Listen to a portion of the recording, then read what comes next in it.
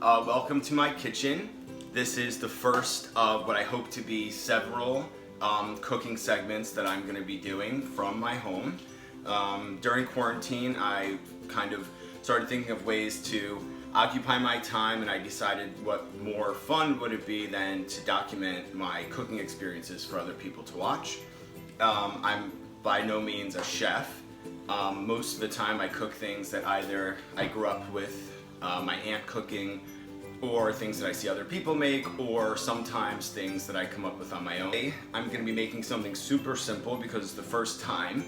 I'm actually dedicating this first segment to my outgoing 4th grade class. As you probably know, I'm a 4th grade teacher, and I promised my class this last school year that I would be doing this, so I'm dedicating this first segment to them. It's actually a super easy recipe that I grew up eating, that my aunt made often, especially during the summer. And actually, my students who are watching, if you are with an adult, it's very easy to follow, and I encourage you to try to make it on your own, and obviously send me pictures if you're able to do it. So it is spaghetti with garlic oil and cherry tomatoes. Like I said, it's super light, refreshing. It's really good for a hot summer day, and it's something that I ate often with my aunt cooking, and she still makes it all the time. She's actually been telling me to make it for a few weeks, so I decided what better recipe to make on my first segment than this.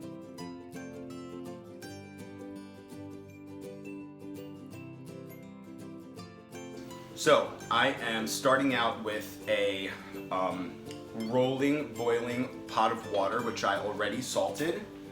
I'm actually just gonna add like a little more salt, just for extra measure.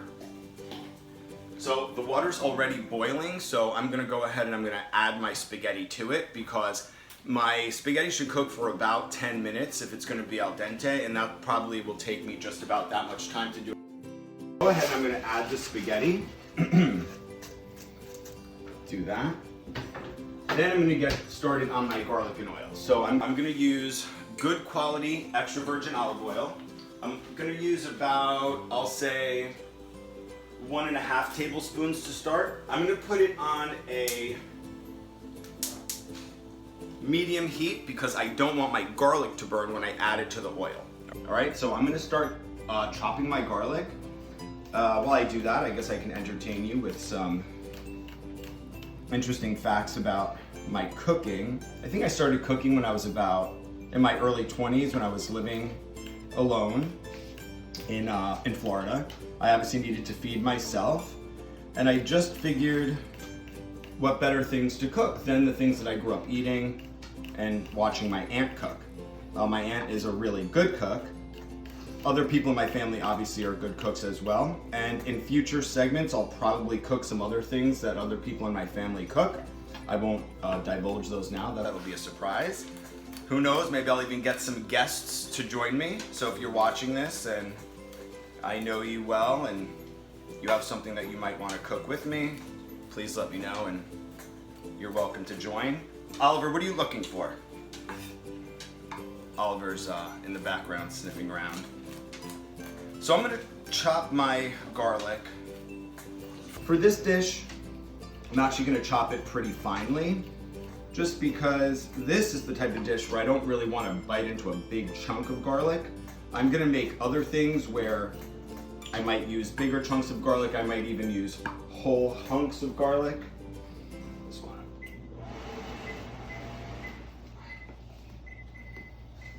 I'm a normal person, so I need a timer. So I'm gonna chop my garlic pretty finely, and then I'm gonna add it to the olive oil, and I'm gonna let it cook just for about a minute or two. Again, I don't want my garlic to burn. Nobody likes the taste of burnt garlic. Nobody likes the smell of burnt garlic, so I definitely don't want it to burn. So I'm just gonna cook it for about a minute to 2 minutes. I want it to sweat, and I want it to release the flavor of the garlic. You'll also notice that I use a lot of garlic. You might say to yourself, why is he using so much garlic? I personally like a lot of garlic. Nobody ever said, oh, that tasted great, it didn't have enough garlic in it. So I say, use as much garlic as possible. You'll also notice that I don't use a lot of salt. I personally don't like a lot of salt. Some people, like my aunt, like a little too much salt. I figure you can always add more salt later. I'm gonna go ahead. I'm gonna add my garlic to the oil. I'm gonna give it a little stir, just so that I get all of that garlic submerged in the oil. And I'm just gonna leave it. So now what I'm gonna do is I'm gonna start preparing the cherry tomatoes. I got these beautiful multicolored cherry tomatoes and I started slicing them up already. So I'm gonna go ahead and I'm gonna slice the other half of them.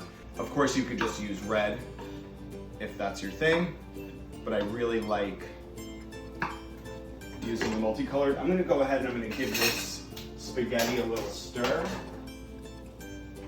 just so that a few things happen. That I loosen up the pasta so that it cooks evenly,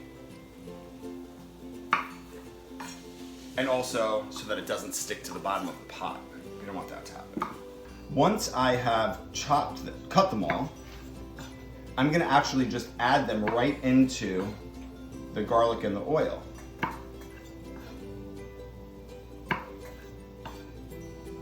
And I'm gonna saute them up a little bit with the garlic and oil for a few minutes. I'm actually gonna add about a tablespoon of capers as well. They add a really good little pickled taste at the end, which I think is a nice little addition. And you don't have to cut the cherry tomatoes to make this recipe actually. You can leave them whole. I like to cut them because I feel like the juices of the tomato really seep into the oil and the garlic, and then once you throw the pasta in, it's still like a little wet, and you almost get this very thin tomato sauce out of it. So I really like that personally, but again, you can leave your cherry tomatoes whole if that works better for you. I'm gonna add the cut cherry tomatoes back to the bowl with the ones that I started with, so that I can add them all at one time. I'm gonna stir up that garlic again. This is my favorite smell in the whole world. It reminds me of growing up, smelling garlic and oil, usually with onions added to it as well. Just reminds me of really good things. So I'm gonna go ahead, I'm gonna add in the cherry tomatoes. Now be a little careful if your cherry tomatoes are wet. Hot oil and water are not the best combination, but if you do it slow, you should be fine. Then go ahead and stir up the cherry tomatoes, garlic and oil, just so that everything's coated evenly and that everything's mixed together. What's also gonna happen when you do this, and this often happens if you're doing onions and garlic, is that the tomatoes are gonna add a layer of protection to the garlic so the garlic won't burn. Again, when the garlic is in there by itself, it's vulnerable to burning, but if you add something else in there with it, like onions or in this case cherry tomatoes, the tomatoes add a level of protection to the garlic. So now all of them can just kind of like seep together. I'm actually gonna go ahead and I'm gonna add a little salt to that because I think that a little salt also helps the tomatoes to sweat. And of course I'm gonna add a little pepper. I'm gonna go ahead and give it another stir.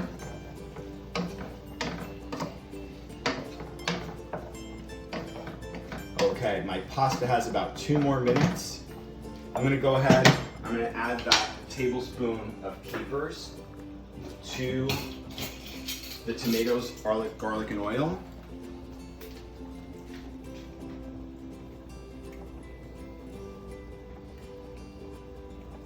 There's a lot of tomatoes, so I want to make sure that I add in enough capers so that I taste. I'll give it one more stir. I might turn up that heat just a little bit. I'm gonna let all that kind of just sit and do its thing. My pasta has about 45 seconds left. I can tell that it is just about ready. The tomatoes, the garlic, the oil, the capers are sizzling together. I can smell the aroma coming together. I can smell the capers. I smell them, they smell awesome. So I'm also gonna get my garnish ready. So I have a little basil tree that I have growing here in the kitchen. And I'm gonna just plan to garnish the pasta with a little basil. So I'm gonna go ahead and get the basil ready now. I personally don't really like the vines of the basil, so I like to pull the leaves off. Now, I'm gonna give these actually a little chop.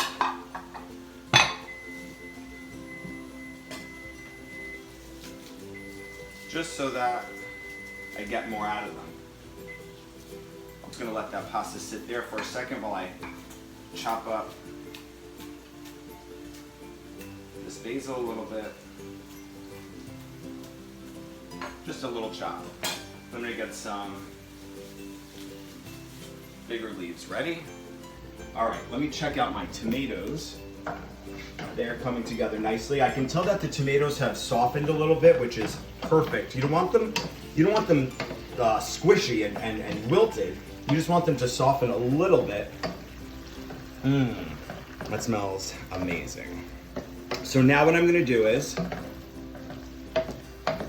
and I can tell that the tomatoes are done because the skin is actually about to fall off of the tomatoes. So I can turn the heat off. I'm gonna take the pasta, I'm gonna pour the pasta right into the pan with the tomatoes, the garlic, and the oil. I'm gonna pour it right in there. Take my tongs, and I'm gonna gently fold it together. I say gently because one, I don't wanna splash hot oil on myself. Two, I don't wanna deflate the tomatoes. The tomatoes at this point are tender, and I don't want to squish them. I don't want to pulverize the tomatoes. I don't want crushed tomato sauce. I want the tomatoes to stay whole and to retain their shape, their color, but I also want the pasta, which is al dente, to continue cooking for another couple of minutes in this garlic oil and tomatoes. Because what's gonna happen is as it continues cooking, it's gonna absorb the flavors of the garlic, the oil, and the tomatoes, and it's gonna be really, really tasty. So I wanna make sure that I get all of my spaghetti coated in that beautiful, tasty sauce that is being made through the process. All right. You smell it? It's good, right? Mm-hmm. All right, so I smell those tomatoes, I smell those capers, I smell the garlic, the oil. It smells amazing. Okay, I think we're ready to plate. So I would take this.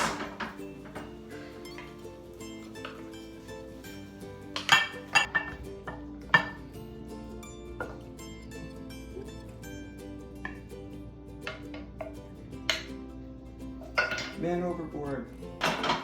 All right, so now I have my pasta in the bowl. If I was gonna serve it to guests, I would just do that. So that I would put it on the table this way, and then I would serve it to them that way. So now, I'm gonna go ahead and I'm gonna plate the pasta for Drew and I. And I will show you how. So I would do this. I would do another one. I wanna make sure that I get enough tomatoes in there. So if you're not getting enough tomatoes, go back in and grab a few.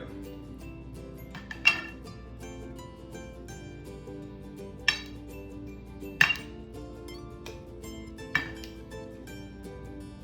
sure you got those beautiful tomatoes. Now I'm gonna take that basil that I chopped, I'm gonna add it to each, just for a little green.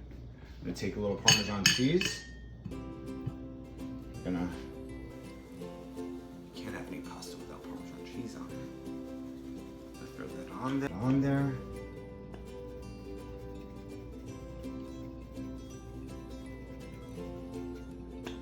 And I would say we're ready to eat.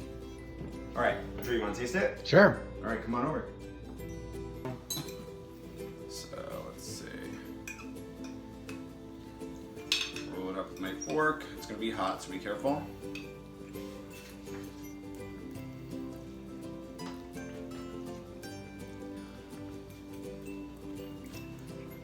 Oh, good.